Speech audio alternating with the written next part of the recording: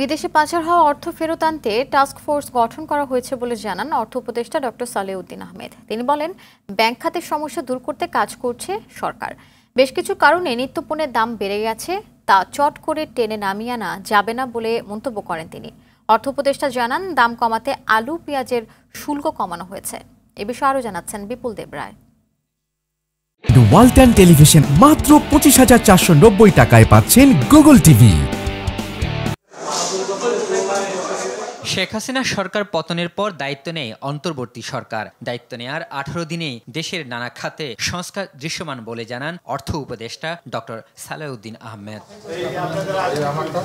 দুপুরে অর্থ মন্ত্রণালয়ে বাইং হাউসের প্রতিনিধিদের সঙ্গে বৈঠক শেষে তিনি বলেন, পাচার হওয়া অর্থ ফিরিয়ে আনতে টাস্কফোর্স গঠনের নির্দেশ দেওয়া হয়েছে। খেলাপি ঋণের ব্যাপারে অ্যাকশন নেওয়া হচ্ছে। যেসব ব্যাংকের প্রবলেম ছিল ওসব ব্যাংকের আপনারা দেখছেন রিঅর্গানাইজ করা হচ্ছে। লিকুইডিটি প্রবলেম ছিল সেগুলি নিয়ে সলভ করছে গভর্নর। তবে আমরা অলরেডি বলে দিচ্ছি একটা টাস্কফোর্স হবে অর্থ আনার জন্য।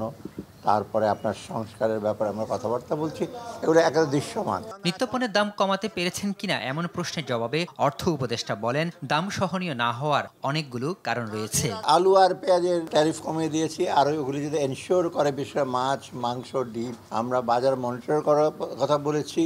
কোনো ক্রমেই জানি ওরা ইনপুট বেড়ে যায়, ফিডের দাম বেড়ে যায়, ওটার ইফেক্টটা যেন ভোক্তার উপর না পড়ে। অর্থ উপদেষ্টা জানান, আলু পেঁয়াজের শুল্ক কমানো হয়েছে। এছাড়া মাছ, মাংস ও ডিমের দাম কমাতে বাজার মনিটরিং করা হবে। টাস্কফোর্স হচ্ছে তো। বিপুল দেবরাই, RTV, ঢাকা।